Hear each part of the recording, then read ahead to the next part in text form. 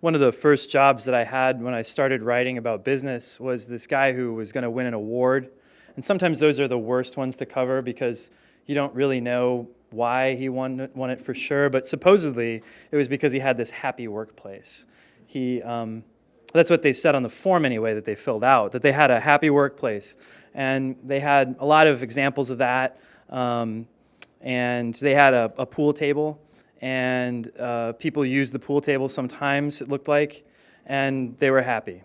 And so I went there, and I'm pretty new to journalism at this point. It's one of my first ever assignments. And I walked into his office, and I just said, hey, tell me about this happiness thing, and what it's all about. And he said, well, today is a great day for you to be here because today's our fish fry.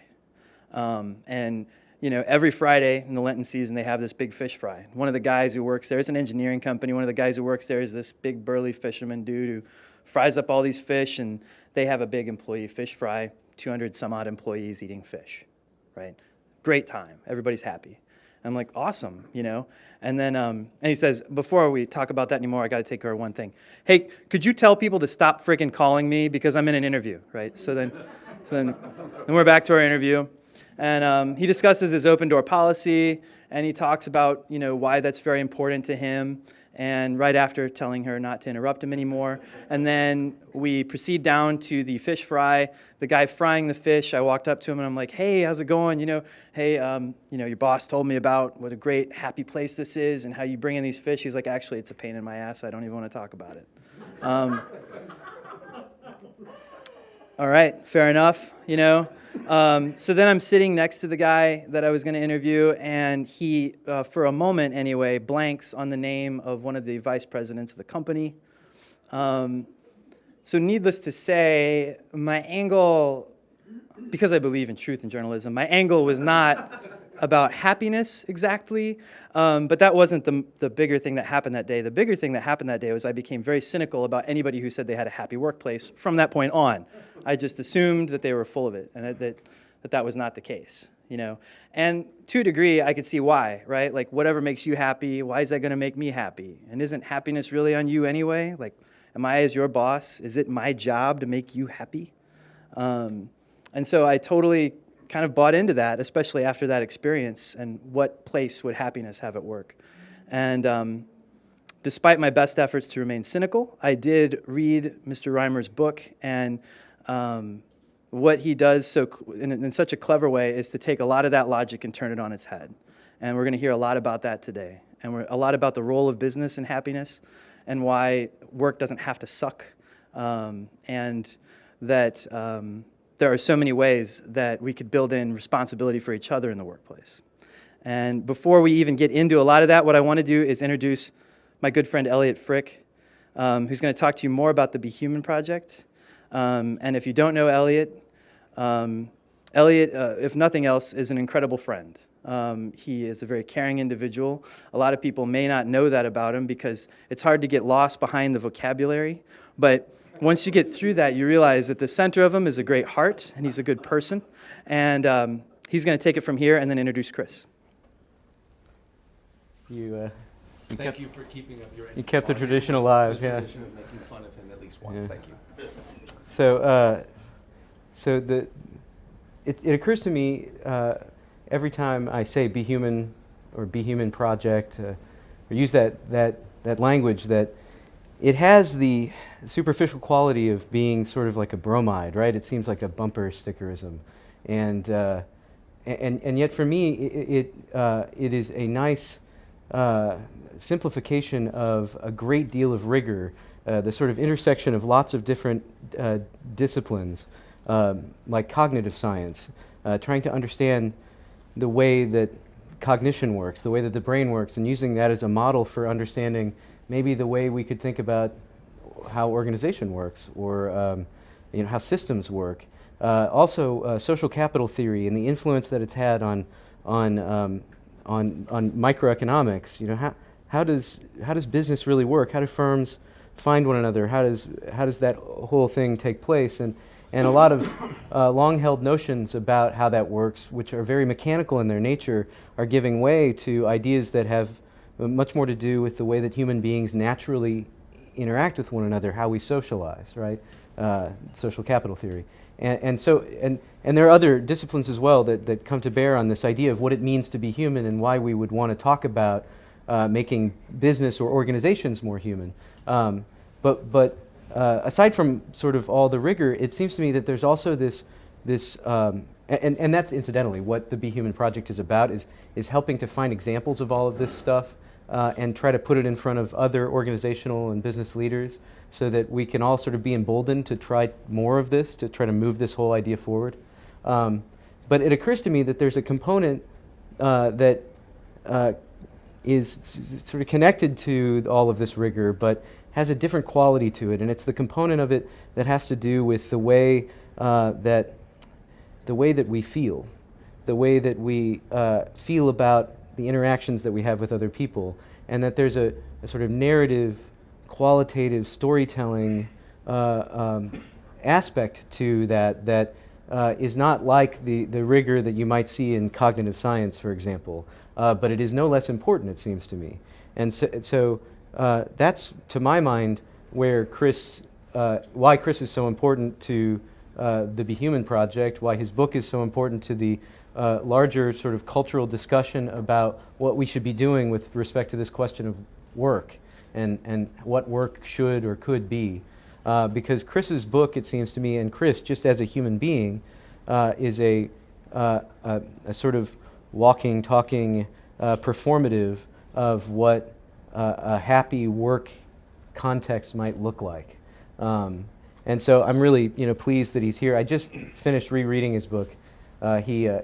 He smartly called me out after asking me to proofread his book. I read only about 80% of it, and offered him some insights that had nothing to do with proofreading, that I'm sure were not particularly helpful at that point in the game. 20% of it still needs work, apparently. Right. Yeah. The end is boring, and so I just reread it recently, and I remember I had the same feeling that I had when I read it the first time, which is that this guy's really trying to speak to the heart of what business could be, what work could be, what organization could be, and so I'm very pleased that you all wanted to be here and participate in a conversation about the stuff that he's written about and the idea of making business more human. So thank you to everyone, and a big thank you to Chris for coming in to talk about the work that he's done in the book that he's written. So, Chris, thank you. Thank you, sir. Thank you all for being here. Big thanks to Big White Sky, and I would say a special thanks. I hate to leave anyone out, but the people who, I don't want to call them my handlers, but the people who helped me to get the stuff to them and making sure that we knew exactly what we were going to say, I would say that would be Brittany and Jean. And so they had to hustle especially hard to corral us and get us to, corral me anyway, and to coming here in shape and ready to talk. So, and I should also thank Spot. I mean, I've never seen so many cameras in my life. You guys are just awesome. We really absolutely appreciate everything that you do so that we can have this recorded for posterity. So, and we are going to have some drinks afterwards, right? So we're excited. So I'll talk very quickly, hopefully. And incidentally, the goal here too is that we want this to be, as much of a salon as it can be. So Chris is, ideally going to share his thoughts, and then rather than have a sort of a Q&A, we'd like to all sort of argue about the questions, right? Does this make sense? I was not privy to this arguing part, but don't listen. But I know some of you, and I'd be willing to argue with Travis, for instance. So we'll see about that. Yes, Q&A or arguing or bantering or whatever. Both officially here and outside afterwards. I will be probably the last person leaving, so just I'll be here to hang with you. So let's have a little story time first, if we can. Once upon a time, there was a woman, a friend of mine, who worked at a very large corporation here in St. Louis that everyone in this room has definitely heard of. And she acquired a job there, and things started out very well for her, except for the fact that there was a round of layoffs on her first day on the job. Now, she was not part of that round of layoffs, which after you hear my story, you will think was perhaps a miss on her part. But I actually created a list of the things that, and I've given this talk once before, and there are at least 2 people in the room that have heard it, but what I would say is that after interviewing her again, I have a nearly complete list of the things that went on, and I will try to truncate it a little bit for time. She told me that at her job, she endured public beratings by both her bosses and people who were frankly just colleagues or comrades. There were also private beratings in the form behind closed doors and also in the form of notes that were left on her desk when she got in first thing in the morning. Her bosses often visited her desk to remind her of the things that she was doing wrong. Her boss's boss also visited her desk to let her know when she was doing things that weren't up to snuff. Other people often took credit for her work. There was a lot of passive aggressiveness. There was aggressive aggressiveness. There was public discussion of her weight. There was an unexplained pay cut. I recently found out there was denial of sick days, and basically, if you haven't caught the gist of it, she was being emotionally bullied by at least 2 superiors. And she was ostracized at this place. Her best attempts to become a great teammate to the people that she worked with simply did not work out well for her. And after that first round of layoffs during her tenure there were 4 other rounds of layoffs as well. And I probably shouldn't use this exact word because it doesn't seem to fit, but she was spared each time. And she was personally spiraling out of control. She was just feeling completely helpless, increasingly depressed, and probably clinically so, as she told me. She dreaded getting out of bed every day and cried herself to sleep at night. And she eventually quit that job, and upon the day of quitting, she hospitalized herself. And it was in like the mental part of the hospital. And she spent 2 weeks there. And after 2 weeks, she was appropriately better for what can happen within 2 weeks' time. And she eventually sort of regathered her sense of self and doesn't work there anymore. Wasn't afraid to tell me exactly how she felt about that particular place. It's interesting. It's a place, too, that, again, everyone in this room has heard of. And it's probably a good place to work for some people. It's possible she was just in that one silo where people decided to really get her number and keep it. But an interesting prism through which to look at this, which I really didn't give you, is that she is of mixed race. I did mention that weight, which is to say that she was overweight, and she is gay. And so she now works at a different company where I actually came to find out the N-word is used relatively freely. They are not a fan of the fact that she isn't into guys. And so this is no world that I want to live in. And that is not such a brave statement for me to say, but it's at this moment that I think that we often, as people, as Americans, I would say especially, we shrug our shoulders and say, this is just what work's like. This is just what it's about. And somehow the construct of the workplace is just so. You know, just as soon as I'm never going to be able to dunk a basketball on a regulation rim, we're never going to change the workplace and get rid of things like this. And my hope with my book was to take a swing at it. So the inspiration for the book came from my mother when I was a boy, and my brother, who was 5 years younger, which made him a boy also. At the time, we were asking all of our typical why questions. You know, why this, why that? Where do you work? What is your job? Incidentally, this was often helpful during, what do you even call it? It's not show and tell. It's like, you know, in grade school where you had to like say what your parents did. We'll talk about my mom in a minute. My dad worked for Playtex. He was a bra salesman, and that should have been a really awesome thing to say to the class in grade school, but somehow it just wasn't. I know, just embarrassing. But my mom worked for the U.S. government. She worked for the Army on Goodfellow in North St. Louis. And we caught wind of the fact that she didn't like her job, and you're already constructing various reasons why she probably didn't, and you would mostly be right. I think there was some talk of generals and their inability to interact well with other human beings who aren't also generals. But you know, my mom was always very properly reserved. She wasn't going to complain about her job, such as the way that like my wife and I complain about our jobs in front of our kids.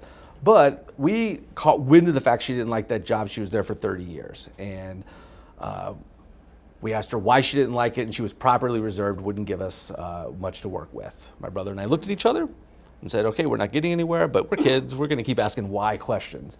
Why don't you leave that job? Why are you still there?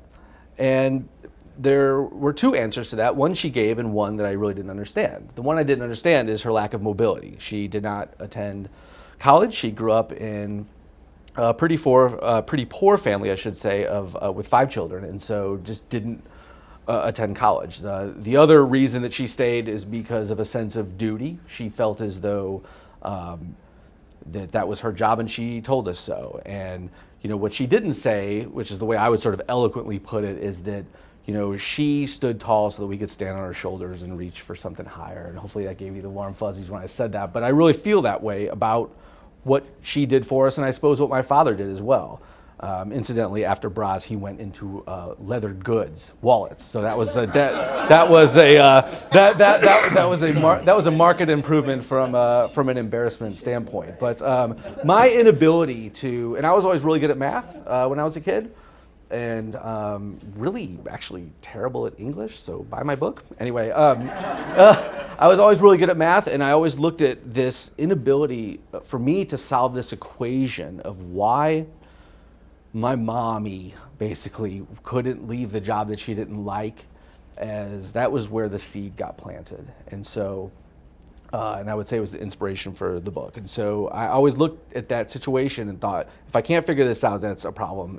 I thought about it and thought about it and thought about some more. And I think our jobs speak very deeply to our sense of worth, our sense of self, and they can wrap themselves around us really tight, and they can twist our faculties, and they can sometimes not let go. And I've had that happen to me, and I'm assuming you guys are all thinking about maybe the one instance, and hopefully it was just one, of when it happened to you. So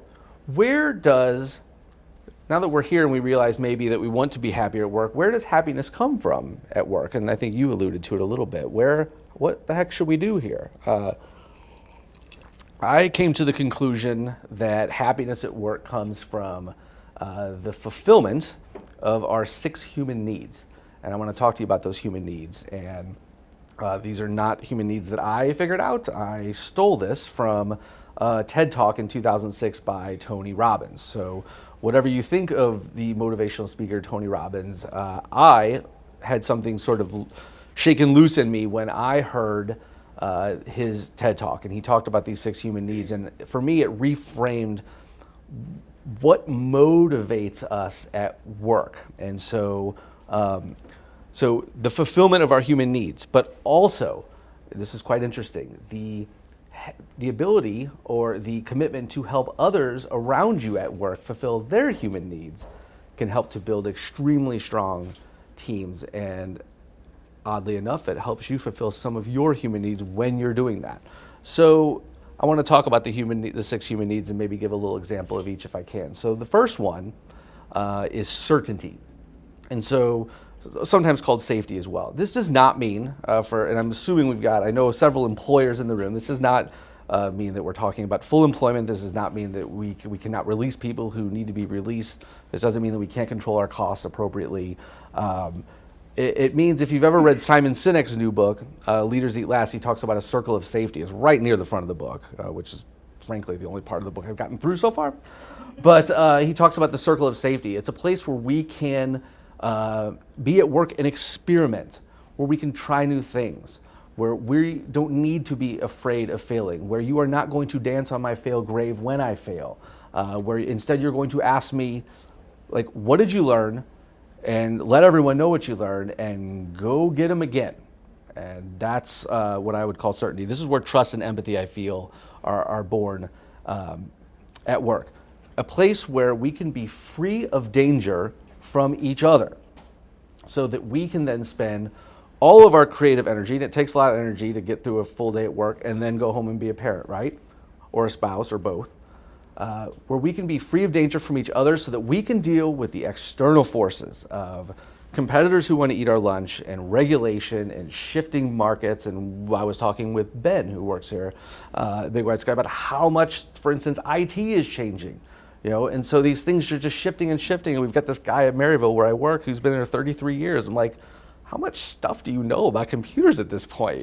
So for him, it has not been a certain world, but he has worked at a place, and I work at a place where you're paid to learn, and you're not afraid to try new things. The second human need, which is kind of a fun paradox, is variety. So after we feel safe, it's pretty easy to get bored, frankly. And in my opinion, boredom is the cardinal sin of life.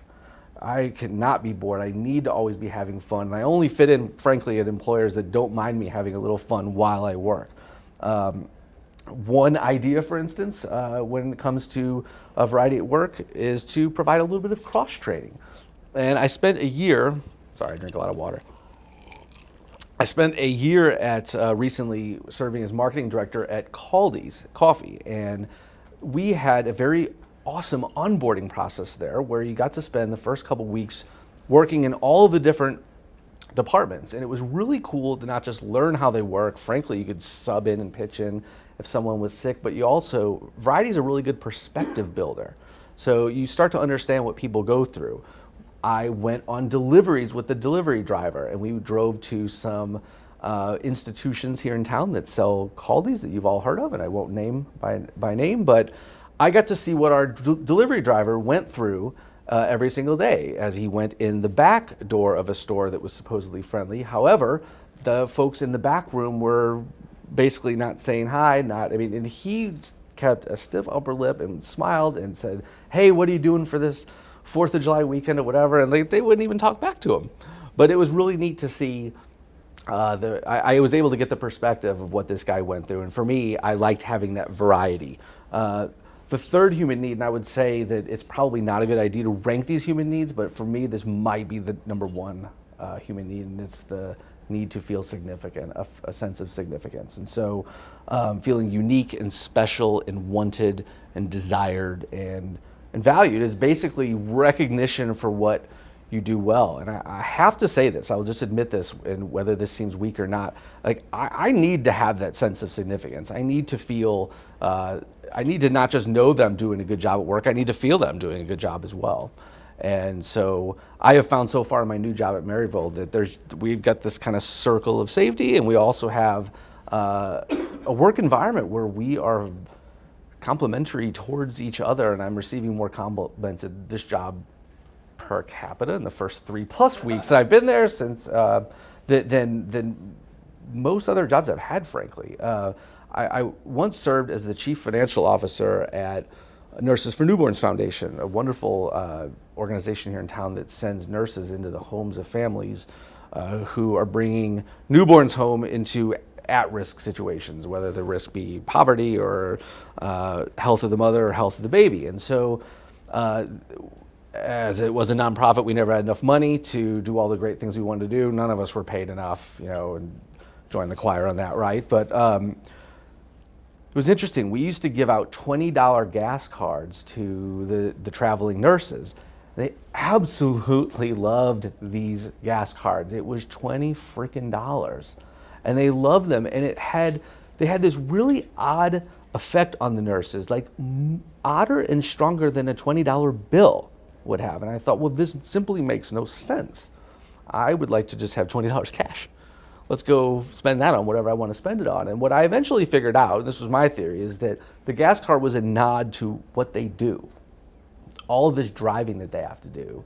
And we frankly would reimburse them for mileage, but it was never quite enough to cover their wear and tear and all that stuff. So for me, I think they felt a sense of significance when we rewarded them with a gas card, because it was a nod to all the hard work they did, and frankly, the rural locations they'd have to drive to that are really far away, or even the ones in areas of town that were not always safe, frankly. The fourth human need is connection, or sometimes called love. I would say for work purposes, we'll just stick with connection. Nothing wrong with a little office romance, I suppose, every now and then. But Who here, let's have a show of hands, who here likes a little alone time every now and then? Not me. Why is that, if someone could say? You get arrested doing it in public. Chance to regroup. I can appreciate that. So I've often, Here, Travis. that was good, yes, thank you. I didn't rush over there. Incidentally, the reason this mic is making no noise, I always feel the need to say this, is that it's for so that we can have your voice, your wonderful voices on tape. You're So not the MC. it's not just a weird thing with that. So with respect to the show of hands, which was all hands, I've often wondered why solitary confinement sucks so bad for prisoners, right? What is it that they need? What sort of conversation do you really want to have in prison? So, what are you in for? I murdered a bunch of people.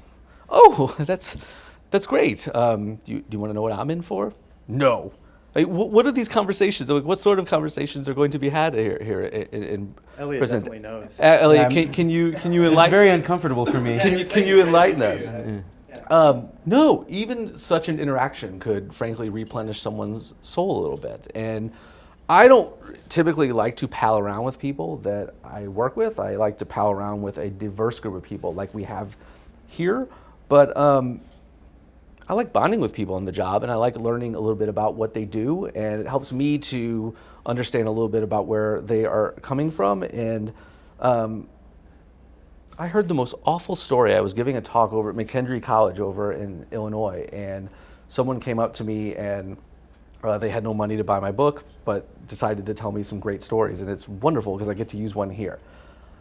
His company has Cardinals season tickets, and the ownership likes to use the Cardinals tickets primarily for clients, and that seems to make sense to me. So they try to give the Cardinals tickets away to clients that are in town. If they're unable to unload a set of tickets, they start trying to unload them with clients who are out of town. Clients who would actually have to travel, sometimes far distances, to get here to be able to go to the Cardinals game. Meanwhile, the employees are all watching this and just hoping that they could maybe get to one Cardinals game. Do you know what happens at this company when they're unable to find a taker for the tickets that is not a client?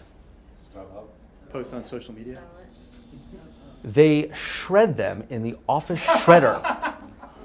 Brilliant. And I was like, you're not even telling me the truth. And he said, no, and I am absolutely telling you the truth. And I thought to myself, I have heard a lot of stories, but that one is just effed up. And I thought to myself, when it comes to, there's probably not a lot of connection and love going on in that office. What I surmise is there's probably a lot of people working on little individual islands, or there are some people who are sort of huddled up for warmth on several of the islands. But I heard that story and just thought, I don't even know what's going on at your place, and I'd love to come visit sometime. And I have a book for your boss. The fifth human need is growth. And so I like the fact that we always want to better ourselves. I think maybe this is why retirement sucks so bad, because quite often in retirement, nothing about you is getting better. I think maybe this is why winning Powerball sucks. Nothing really gets better about you, and you don't really change, but everyone around you changes, which then obviously places a lot of pressure on you. I never won the lottery, but I'm assuming this is how it is. Everything changes around you, and therefore that does end up changing you. I had a temp job, so I used to be a CPA. In my first accounting job, I worked as a temp for account temps, and I got called to, this is going to be an old story, a corporation that you've all heard of here in town. I just don't want to name names, but they called me in because they needed some accounting help. I think they needed some help with some payables or something like that. And so when I arrived, I met with the whoever person, controller, I suppose, assistant controller, can't remember. It's been a long time. But I said, okay, let's get started. What do you need? They're like, well, we don't have anything for you yet, but we're pretty sure, we're going to have some work for you here shortly. And I thought to myself, I'm wondering, am I just here like on an emergency basis? Like you just like, I'm pinch hitting when you need me? No, I was pretty sure they had work, but they just didn't have any work yet. And so it got to be around lunchtime, and I hadn't done a damn thing yet. And so first I ate lunch, And then I decided to go and say, hey, does anyone have anything for me? I went and asked you, and then I went and asked you, and I went and asked you. And eventually I was actually bothering people. And I thought to myself, I'm earning $6 an hour at this point. And it was a very painful $6 an hour because I was kind of going mad. And so what I did the next day is I brought a book in. But I didn't want to read it in front of other people just because that really sort of felt like nails on a blackboard to me, right? So I actually decided to go explore some of the other floors. And I found a floor 2 floors above that was pretty much unfinished and had previously housed workers. And I just sat down and read my book. And I actually remember it was Dale Carnegie's How to Win Friends and Influence People, which is which is a super awesome book. It was the first time I've read it. I've read it like 4 times now. And eventually, every once in a while, I would go downstairs and check in and say, got anything for me? But I wouldn't tell them, hey, I'm going to go upstairs and hang out. But if you happen to read my book, you'll recognize the story from it. There was no growth in that job, and at $6 an hour, I suppose we can't expect much. But I will just never forget how uncomfortable I felt being around people not doing anything, even though they had paid me to do nothing. The 6th human need is contribution. So this is us wanting to step out of our own needs and help others. It's our need to give back. It's our need, frankly, to feel a sense of significance. I feel like each of the human needs sort of has a sister, and so significance's sister here, I think, is contribution. I had did some interviews for this book, and I talked with people and asked them, what was your best day at work? And it was really interesting how often the story sounded something like our best day at work was the day of service when we went and built a house for Habitat for Humanity or something like that. I heard that several times at several different companies and thought that is so interesting. Of all the days at work, the best day was when you weren't actually working at your work. But instead, we're making a contribution to others. That's what made them feel a true sense of significance. And so I think, too, that's where getting complimented by people, even though it's your job, I always felt, and I'm feeling that now at my new job, it's making me feel like I'm making a contribution, even though I've been there for 3 weeks and I'm probably not contributing enough, very much yet. You will notice that there is not a 7th human need called money. So we talked a little bit in the pre-game last week about Maslow's hierarchy of needs. Is that what it's even called? Mm-hmm. And so the bottom one, the big one, is the physiological. And so that's Yeah, interestingly, the whole human needs thing doesn't originate with Tony Robbins. Isn't that amazing? I was surprised to discover that. I think I gave somewhat of a caveat there, but you're right. I'm sure he stole it from somebody. But what's interesting is I think Robbins considers those problems to be pretty much hacked and figured out. Most of us are not searching for water and shelter, and if they're not giving you enough water at work, you got real problems, right? My goal is to help build workplaces where people are fulfilling their human needs, and I guess the question then is how can we do that? And so if I came to you and said, Eliot, I need you to build a workplace that really helps me focus and achieve my true sense of significance, this would not be much of a request. I'm sure you could think of something, but I think what we need to do is look at how workplaces are constructed and then find specific examples of what we want to see happen or things that we see that are happening that we don't want to see happen anymore. And so I wrote into my book a work code of conduct, a set of covenants or commitments called the Happywork Agreement. There are 46 commitments in this agreement, 46 promises that we are going to make to each other at work. Employers are going to make promises to employees, but employees don't get off the hook. This is not a populist thing where the man's stepping on our neck. This is about us working together in harmony, and so employees need to understand what managers and bosses and owners and entrepreneurs go through as well, and they have promises to make as well. And my book is a piece of fiction, so the 46 commitments are written for that company in that book. They were the 46 that I thought were the most important, but it is not a complete list. It is not an exact list. It is not a correct list.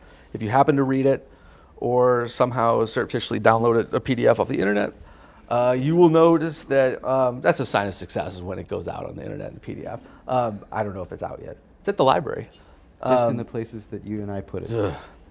So for me, reading through the 46 commitments, it's an attempt, hopefully, to help us change our perspective when it comes to the employees that we work with.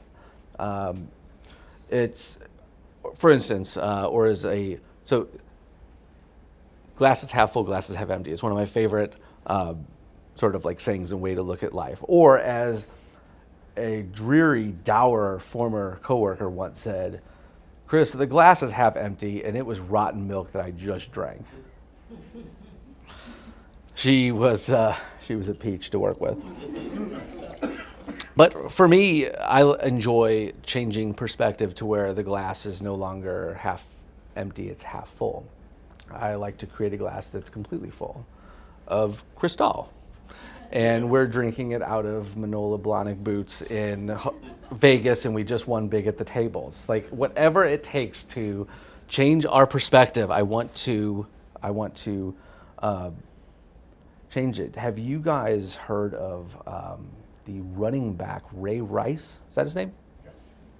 For those of you who are not aware or you're blissfully ignorant of sports, Ray Rice was the running back for the Baltimore Ravens and had brutalized his girlfriend, probably in a hotel, I'm not sure. She is now his wife.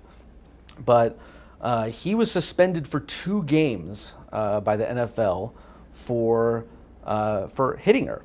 And there was an outcry that didn't seem to be enough. And then there was really an outcry when a video came out showing the brutalization of her, where she's pretty much completely cold-cocked and out, and half of her body is in the elevator and half of it's out. And we're like, holy shit, we've seen enough. You are gone for how long? A year? More? I don't know if he'll ever play running back again. What just happened? Like, wasn't the, I hope the written word's still powerful, but wasn't the written word of what happened enough? No, we had to see a video of her getting the shit kicked out of her before we realized, no, we've got a big problem. Well, for better or for worse, the video was the perspective change we needed. And so I look at changing our perspectives at work and how we work with others as absolutely critical. What I've often said is, if you have an employee who's slightly underperforming, but they have a child at home who's perhaps ill, maybe terminally ill, you can expect, and please expect, their performance to dip just a bit, because now you have some perspective of what they're going through. Like I said, the Happywork agreement is an incomplete list. It's not perfect. I would advise you guys, I hope you guys will check it out. If we are going to spend, and this is the accountant in me. I didn't put a lot of stats in this. There's not a lot of statistics, but I did whip out a spreadsheet to figure this out, that we will spend approximately 100,000 hours of our life working. I didn't really need a spreadsheet. It's around 2,000 hours times 50, right? But I use a spreadsheet anyway, just to make sure that I'm not an accountant anymore, so I'm forgetting. But I think we should point a laser of attention at that bucket of time, that huge bucket of time. I really did need a spreadsheet for this. It turns out that we will be awake on average for around 250,000 hours. So if you do a little math, the 150,000 hours is our free time. However, you'll spend that free time commuting to and from work, worrying about work, sometimes looking for work, and sometimes going to work and working overtime. And so for me, that bucket of time is so important, and I want us to remember that we should never forget how important work is, obviously, to our families, but also that work is part of our humanity, is part of us. Please remember, if there's anything that you remember from this talk, remember just these 7 words. And I wrote them down so I wouldn't forget. We are no less human at work. If we can remember that, then we will realize that of the 4 buckets of time that we spend, which is work, friends, personal pursuits, and family, did I get the 4?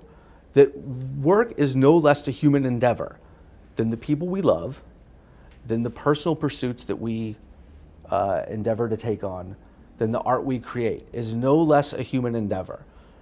What I see is that our humanity is often suppressed or oppressed at work, and that is what I would like all of us to work together to change. Thanks for listening. So,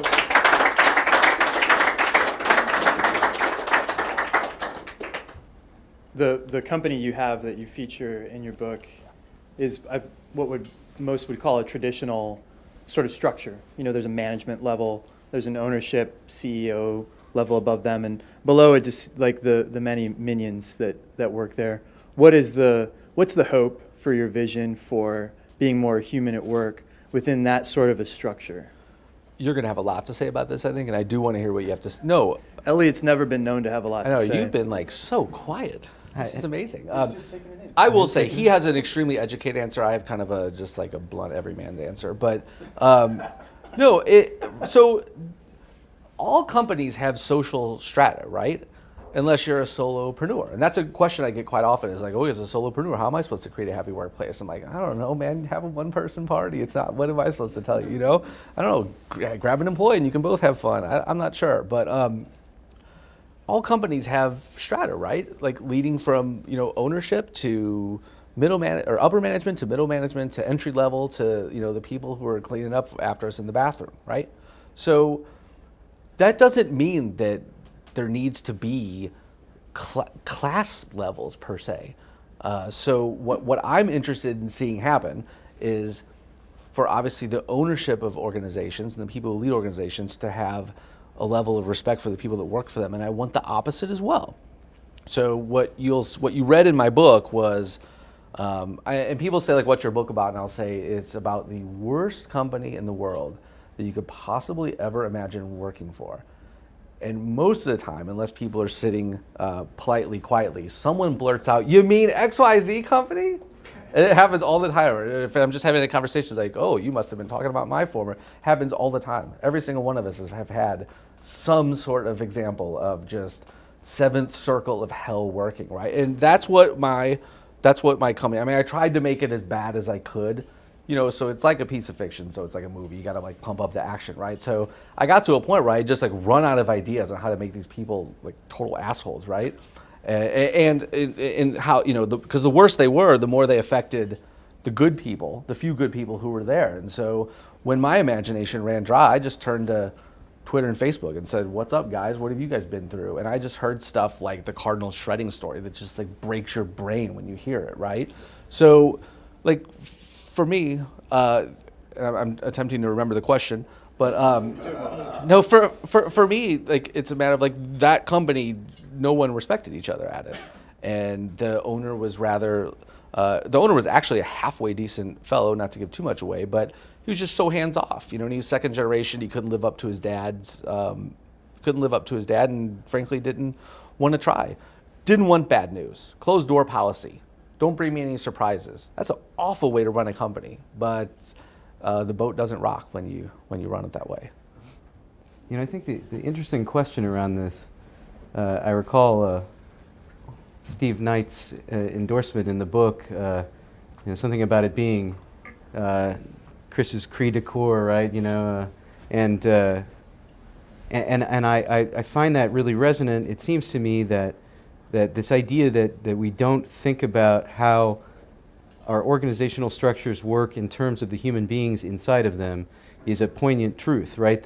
That some of the people who were responsible for the foundational ideas of modern management theory, you know, about 100 years ago or so, guys like Frederick Taylor and you know, Max Weber, who was like one of the early sociologists who was taking a really close look at how we were coming to mechanize the nature of work and the nature of management, you know, noted things about how, in as much as this sort of project is successful to make business more scientific, more efficient, to create a scientific management, as Frederick Taylor put it, that in as much as it's successful, it will be successful in part because it will have eliminated all of the purely human sorts of things from the execution of official tasks.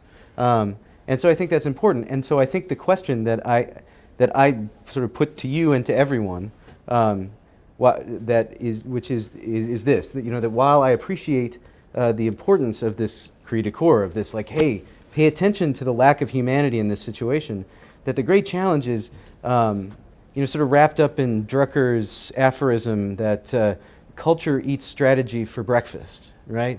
That, and another sort of bromide that I'm reminded of is this idea that CEOs are like dogs. You can teach them to walk on 2 legs, but turn your back and they'll walk on 4 again. And Dave talks too. Dave, yeah. No CEOs here. So. Yeah, right. Yeah, we're all good. But Dave Gray in our last salon talked also about how difficult it is to change culture, and that changing culture is an option of last resort, as much as possible, and that culture helps to create this sort of like a current where you learn that in order to be successful within an organization, you have to swim with the fish, and that may bring you into a position that's in contravention with your own moral and ethical standards. But that's what it takes to survive in that organization, right? And so what I wonder is, while the cry for change is important, as Jeremy sort of was asking, like how is it a big, and I'm not putting this out because I'm saying, Chris, you're called to the mat on this, give us an answer, how do we solve it? But I think this is part of the ongoing challenge of how to make business more human, how to make organizations more human, is that while we recognize the pain, while we recognize the call, that it's not yet or ubiquitously understandable how to solve it. And I wonder about, so like maybe one question for you, and I guess it's sort of a question for everybody. I mean, like, is it realistic to think that we can make work happy? Sure. Right? And if so, how? Practically speaking, how would that work? But you in your book, you use this idea of covenants, right? Of the covenant of the agreement, right? That we're going to agree, and it's not a legal covenant, as you point out in the book. You're like, look, nobody's sort of legally obliged. This we're going to hold one another. another. Never Never appear. appear. Ever. I said ever 3 times in the book. Right. Yes. So it's a really personal sort of covenant. I said the reckoning of our neighbor. Basically, I said just the day of reckoning when we haven't held up the bargain to each other is enough. Right. That's enough to scare me into believing. And so, yeah, I think going to the point of like what is it going to take? I think it goes back again to trying to construct a workplace where we don't need to be all 6 of them, but most of our human needs are being somehow fulfilled most of the time. And so there are changes. There are literal changes that I'd like to see in the workplace, changes that I want to see respected by a majority of companies, and I put those in the book. So, for instance, the ability to get out of work to be able to attend some of your children's most important events, or to lend them a loving hand when they are sick. There are many companies where that's just simply like not kosher still. And so that usually involves a call between the husband and the wife and a debate on like who's in less trouble if I leave early. And I just want to remind everyone here that in the future, our children are going to be making an extremely important decision on our behalf, whether to let us come live with them or stuff us in an old folks home. So we should probably take a little bit better care of them, right? And so I stick that in the book. I put that in there on purpose. I said, we should be a stronger company than to disallow someone to go pick up a puking child from school. If that's going to be, the straw that breaks our company's back or whatever, we have problems much greater than the health of, or the lack of health of our children. So it's not unobvious that this is a man with an enormous heart, right? He's very kind and well-intentioned, which is why it'll be so much fun for us to all have a go at his thesis. So no, but like, you can see, I think, though, that the challenge here, right? I mean, caring deeply about people in the context of work. I mean, the reticence about using the word love, right?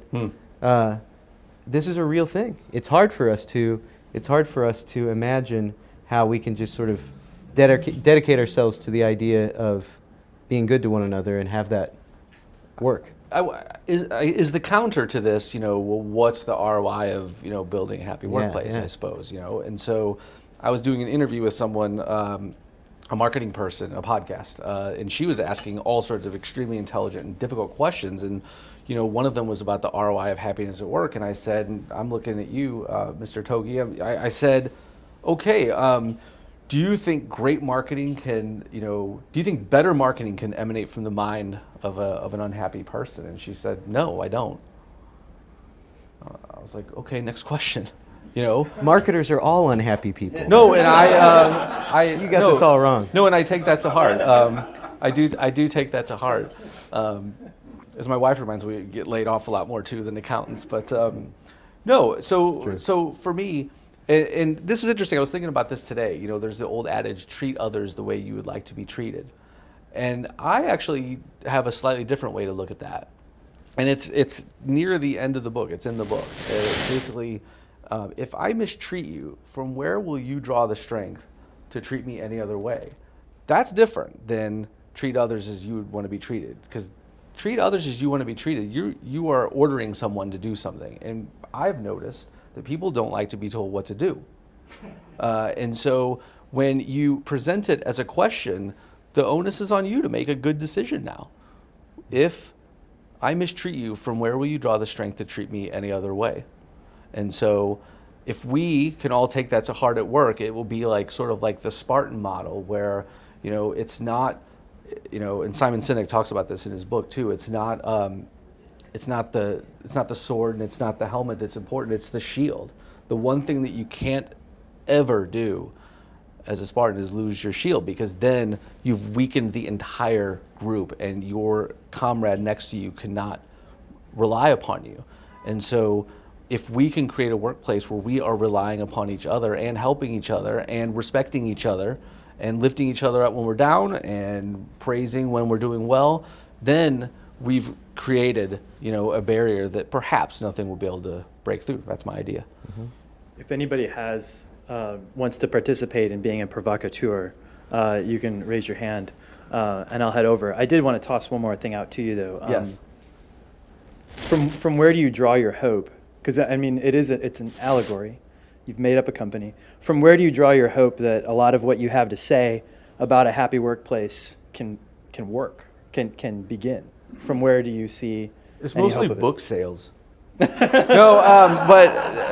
but it's not. It's a true accountant of you. But it's not. Just giving it softballs now. Where do I draw hope? So the sad answer would be the simple passage of time. So, like, when I think back to, and frankly, human beings are still acting in all sorts of interesting, barbaric ways, but it used to be a lot worse, right? So, we used to think smoking was cool, and that was marketed to us as such. We used to grab females that we thought were witches and burn them alive. And most of the time, at least in this hemisphere, that shit doesn't happen anymore, right? But part of that is obviously someone standing up and saying, I don't think she's a witch. And I think this whole witch stuff is just a bunch of baloney. But it's also just the passage of time. It's people who believe that stuff expiring. And so that's the sad answer, that it might take the passage of time. The happy answer would be continuing to stand up for what you believe. And so to put out, and writing a book was like gut-wrenching as far as just like, because I'm not an artist. I can't graphic design, I can't draw. Like when I was a kid, I used to trace things, and then pretend that I'd drawn them. Like I always wanted to be an artist. And so this was my art. And so to put this out to the world and have it be, consumed and publicly perhaps scrutinized, was that we need more of that. We need more standing up for what we believe, so that my friend is not ostracized for, frankly, being a gay woman. If there's someone in here that's not cool with that, that's in theory okay, but it's not okay with me.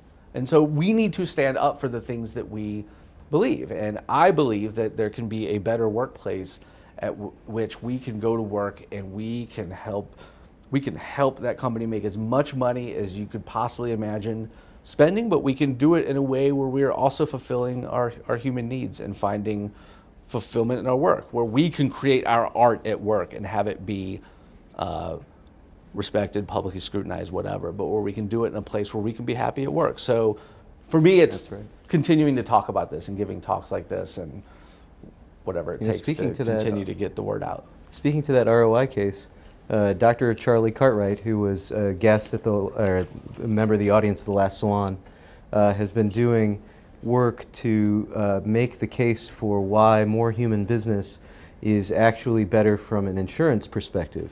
And he's been able to demonstrate that being on a top places to work list has a direct correlation with the cost to insure that company for workers' comp, for liability, general liability, and property and casualty. So there's a bit of hope. I also talk too in the book about just everyone knows that someone like this, and everyone's worked with someone like this who, again, it's the glass is half empty, or like I said, totally empty, and it had previously housed rotten milk.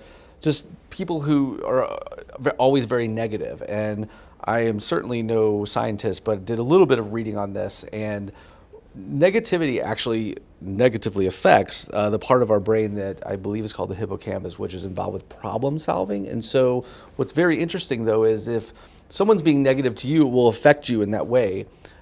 But if I witness Rick over here being negative to you, it can also negatively affect me. That'll never happen. It's like secondhand, it won't. It's like secondhand smoke for negativity and basically causing problems in the part of your brain that helps you solve problems. That doesn't sound like a good recipe for work to me. And so when I talk about negativity at work, I talk about attempting to pretty much eliminate it. This does not mean that we can't have robust discussions about all the things that companies face. Should we open a second location? Should we expand to another locale? Should we buy this building? Should we close this underperforming location? Should we raise our prices? Should we lower our prices? All these tactical things are all very important for business, but they're always available to us. What's not always available to us is a decent place to work, a happy place to work. And so when I talk about the elimination of negativity, I am not talking about like unicorns and like rainbows shooting out of their butt and stuff like that. That's not what I mean. But what I do mean is we can have disagreements at work without being disagreeable. That's what I'd like to see happen. Tim Eby, you've been waiting patiently. It's just a thought that occurs to me on this is the idea of the word work to begin with. I have a bit of a mantra around my place, and it's really built around accountability. That when you get this sense of people not doing their job because they'd rather not be doing their job, my mantra is that's why they call it work. If it were play, it would be play. You want to talk about just that word work and what it means in the minds and the eyes of people when they hear that word as opposed to play? Well, I think it has a negative connotation, and I think that it's possible that in maybe other areas of the world it's not quite as negative as here. But like I said, here we just, people just shrug their shoulders and say, who likes their job? I mean, if you look at the statistics and you look at the surveys that have been done, I mean, it's like the number's way too high.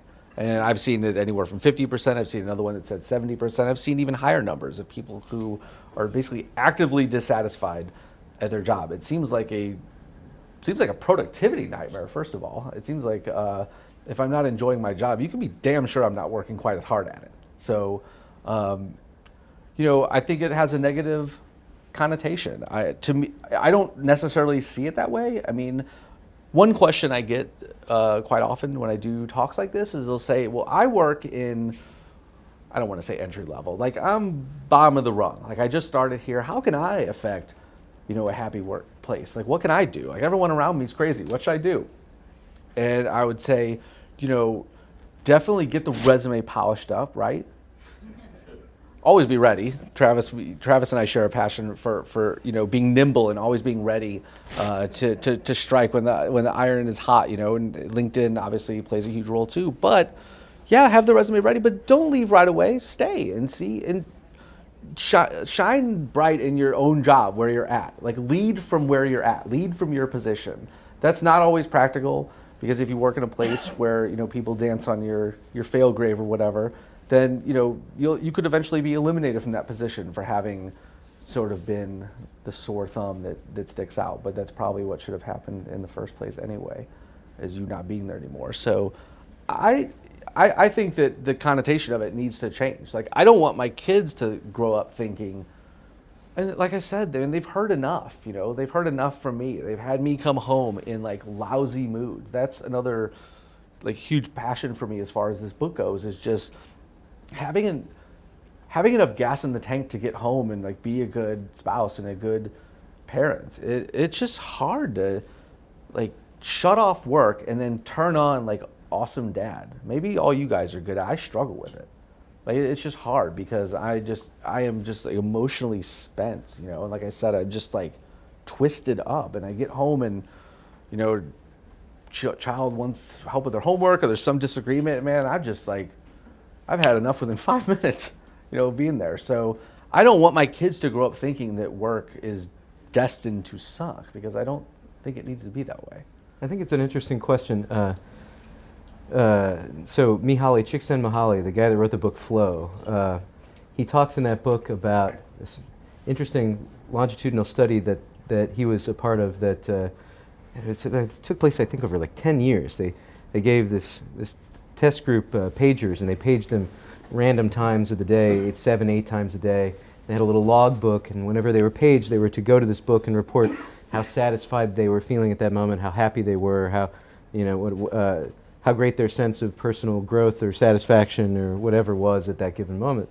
And here's the interesting thing. People in the aggregate reported the highest levels of happiness, satisfaction, personal fulfillment at work. People in the Western world. And they reported the lowest levels of personal growth, happiness, satisfaction on vacation.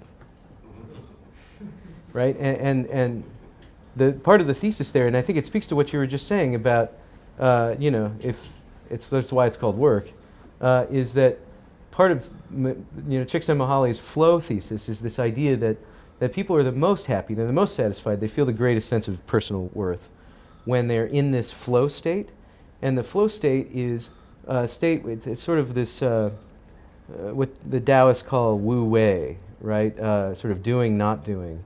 You might, if you're an athlete, you might call it being in the zone.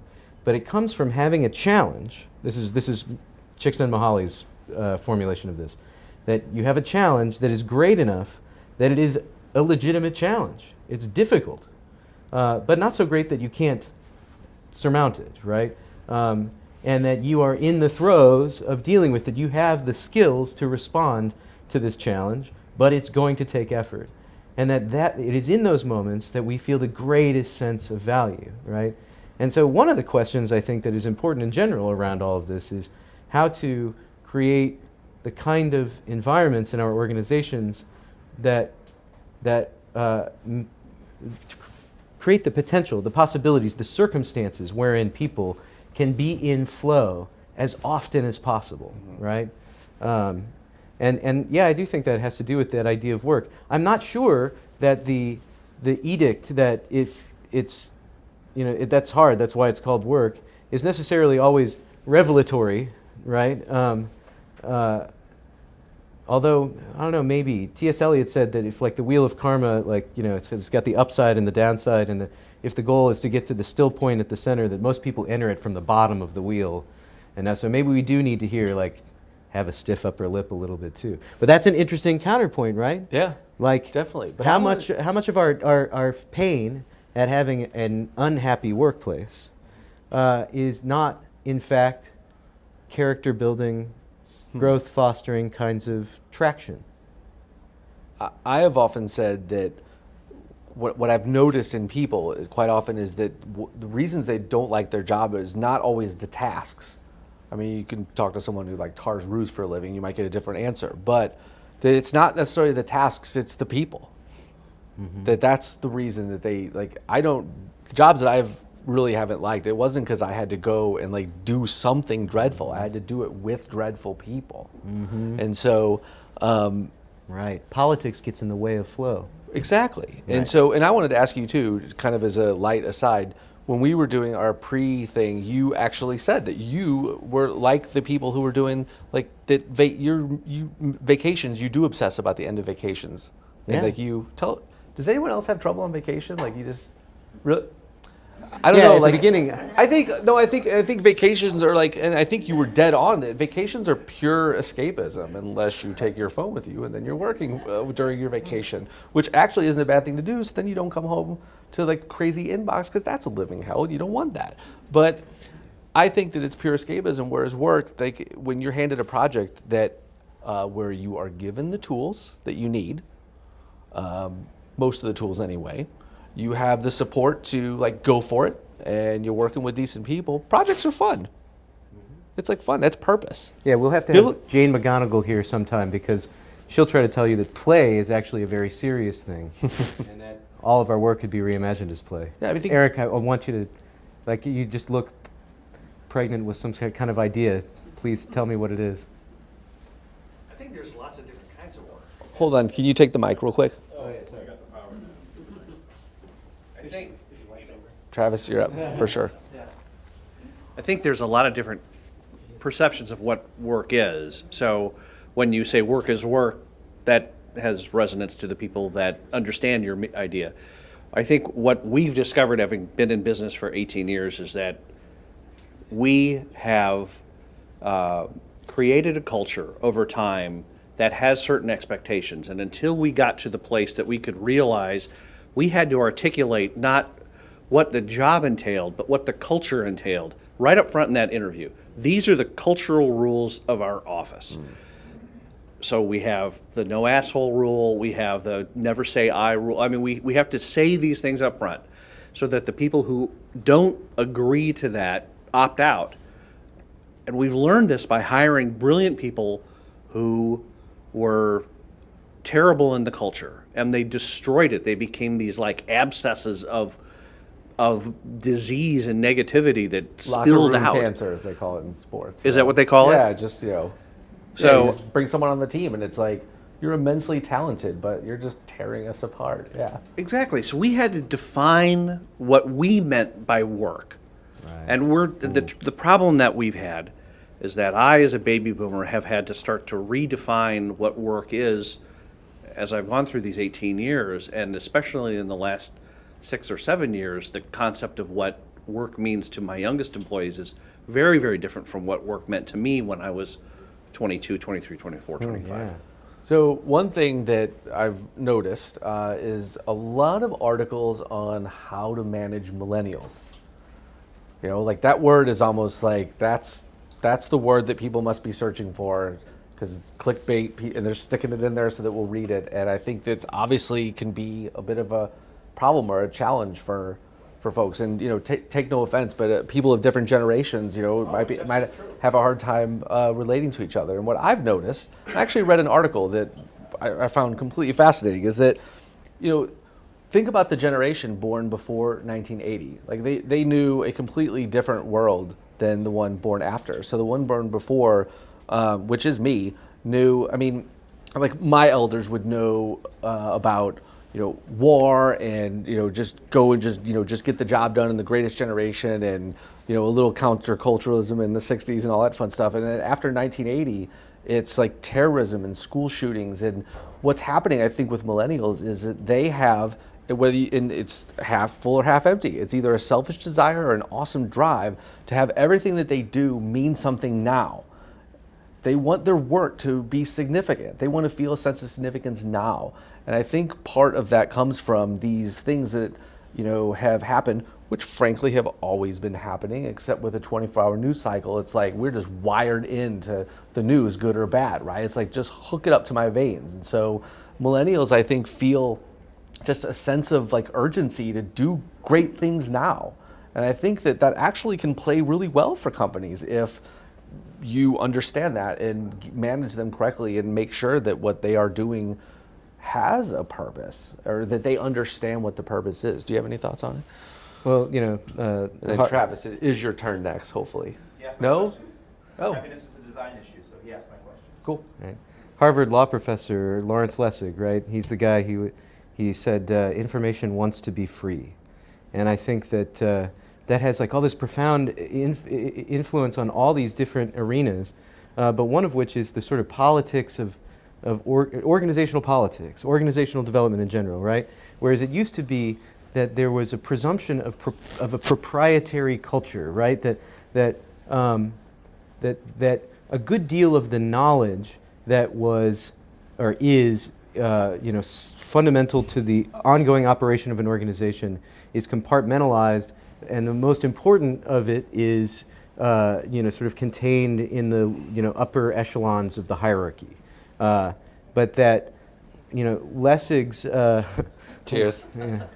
case in point, right? Lessig's Pay no point, attention to me. right? Lessig's point in many ways is that if what you intend to have happen is for some sort of policy-driven, sort of formalized understanding of how information works, how knowledge works in the organizational structure, you're gonna get screwed, right? I mean, because somebody's going to take a picture of you because they've got the phone on them, they've got the camera with them. There's an increasing sense of the democratization of knowledge generally. And so much of the predication for management is the idea of holding, is from a design perspective, saying we're going to centralize and make proprietary certain pieces of information and knowledge with specific people. But increasingly, I'm reminded again of an author that I'm fond of who used to write a lot about information theory. I mentioned this, I think, in the last salon. He had what he called the snafu principle. If you know what snafu means, you probably already have some idea of like what this thing is about. And it's this: information only flows between equals. Right? You can only get accurate information when you're obtaining it from someone who is in a politically equal circumstance to you. The poignant example is somebody's got a gun to your head and they're trying to extract knowledge from you. You don't tell them the truth necessarily. You tell them whatever is going to keep them from pulling the trigger, right? And so so what he says then is that the implication of the snafu principle is that people at the top of organizational hierarchies are supposed to have the burden of omniscience. They're supposed to know everything, right? But in point of fact, they often know very little because much of the organizational knowledge is distributed through the people at the bottom of the hierarchy who are supposed to have the burden of nascence. They're supposed to know not much, but they in fact know a great deal. So I think there's a real genuine organizational breakthrough that could happen by recognizing what the political needs of the moment are suggesting, what the millennials want, will actually help us to distribute knowledge better within the organization. Right now, for example, we're doing work with Brown Shoe Company around their internal knowledge management system.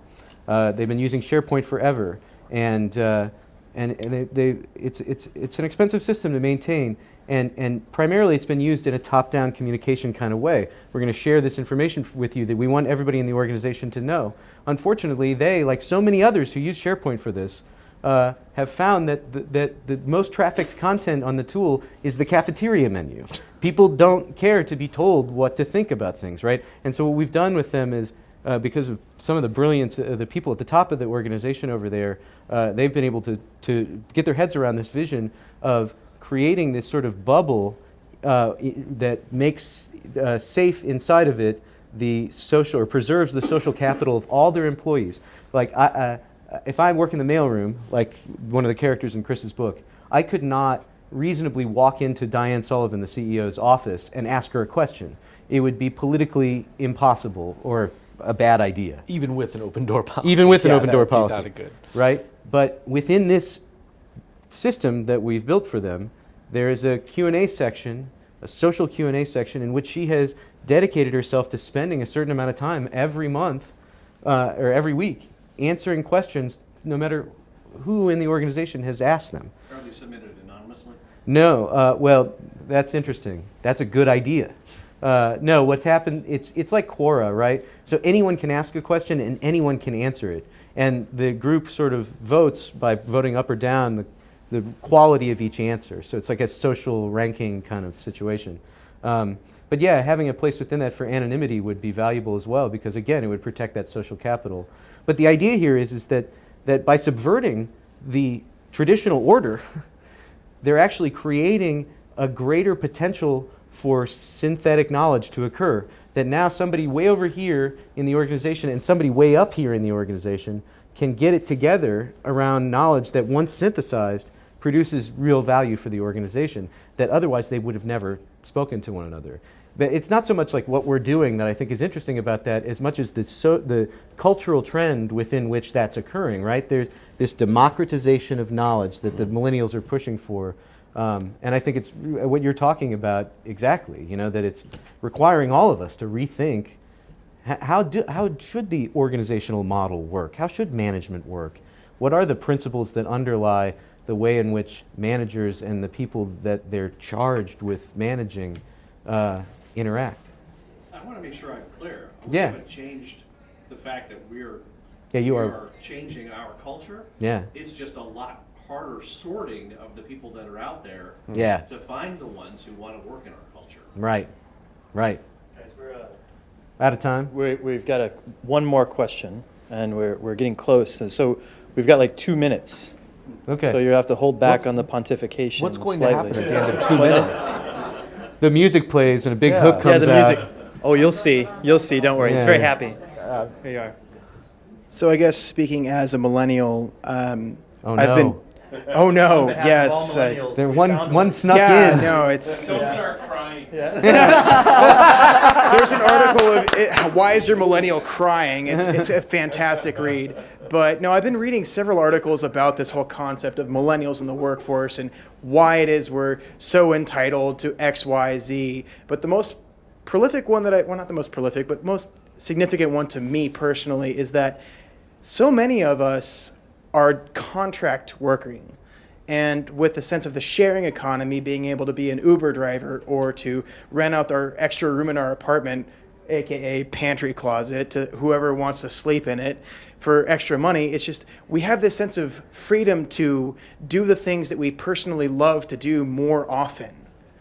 And that's not previously existed in our current culture, to the sense of being able to really do something that matters, which everyone has talked about already, and I feel like I'm highly underqualified to even speak here, but it's just, how do you think that the contracting and the independent work situation, say, We got I- 2 minutes. You're saying that Yeah. that Yeah. millennials aren't entitled? Is there a question here, young it's- man? the independent contractors entering the workforce as millennials, how is that going to change the workforce today? Could it adversely affect happiness or sadness or fulfillment? Is that kind of what you're getting at, I guess? And I've not been asked that question before. That's a really good one. So, when I put this book out, and then had to go on some interviews right after it came out in order to get the job that I now have, one of the questions that I would get is like a skeptical look, like, maybe you should go do your own thing. You should be a consultant and you should carry this Happywork thing and you should speak and you should consult and you could, do marketing consulting on the side. And I said, I really am not interested in doing that. That's not for me. I just wrote a book about teamwork. So I definitely want to join another team and try to put these ideas into practice. I've not learned enough by any means. And so for me, being on a team with other people who are ostensibly decent human beings, still in the honeymoon period, but so far things seem good at Maryville, is important to me. So if I gather your question correctly, are you saying you might be asking, now that we're not actually employees, but we're like contract workers and we're earning little slices of pie at our job, at our Airbnb and our Uber, and we're doing like little jobs on Fiverr and all this stuff, is that going to affect the positive fabric that could be? Yeah, I suppose it could. Not all millennials, but just there's a large portion of them. I think he means, how does that experience that millennials are after, or that the position they're currently in, how does that inform management structure? How does it reshape our environments? Do I have that correct? You have any fun thoughts I on thought that? that's what your Oh, question I think just to wrap, this whole thing in a bow, that millennials are in many ways, I think, a profound leading indicator of the change that is unquestionably in the offing about how it is that we think about organization, about management, about how all of this works. And I don't think that one necessarily needs to be, in fact, I'm convinced of it, that's why the Be Human Project exists, that one need not be sort of a Jacobin and want to tear everything to the ground and guillotine everybody in order to want to see this change take place, and that there's a constructive way for it to happen that does have an ROI, that is rigorous, that isn't merely a function of a desire for things to not suck so bad. But that heart component is nonetheless always there. That part of the motivation to even try is because we feel something about it, right? Yeah. And I think millennials feel it a lot. I think one millennial's sense of entitlement is another millennial's desire to achieve wonderful things in the world. That could be the exact same person and just two different people judging them, frankly. So, plus, let's be honest. The boomers and Xers, we raised our kids with, kind of laissez-faire kind of attitude. So no wonder they're acting like this. Come on. All right. Thank you so much. Thank you, guys. That's the bow.